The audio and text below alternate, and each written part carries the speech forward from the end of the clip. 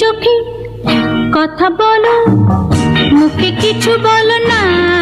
তোর গার্লফ্রেন্ডের সাথে তো ঝগড়া হয়ে গেছে, তোর গার্লফ্রেন্ড এই বাসে করে সামনের দিকে 40 কিলোমিটার/ঘন্টা বেগে যাচ্ছে।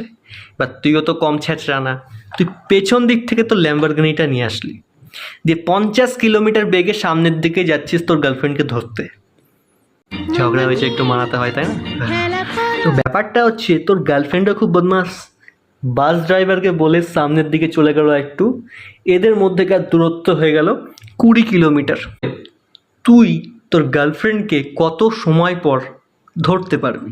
খেয়াল করলে দেখতে পারবি দুটো গাড়ি সামনের দিকে যাচ্ছে। যখন এরকম সামনের দিকে দুটো গাড়ি যাবে তখন ওদের যে বেগটা আছে ওটাকে মাইনাস করে দে।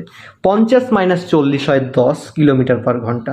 আমি কি বলেছিলাম, এদের মধ্যেকার দূরত্বটা কত? 20 কিলোমিটার। তাহলে উপরে 20 কিলোমিটার, নিচে 10 কিলোমিটার, তাহলে উত্তর আসছে 2 ঘন্টা। তাহলে আমরা কি বুঝতে পারছি? তোর গার্লফ্রেন্ড তোর থেকে যতই দূরে যাওয়ার চেষ্টা করুক তুই তো ধরেই ফেলবি। মনে হাসি দেখা টুপুটুপু করছে।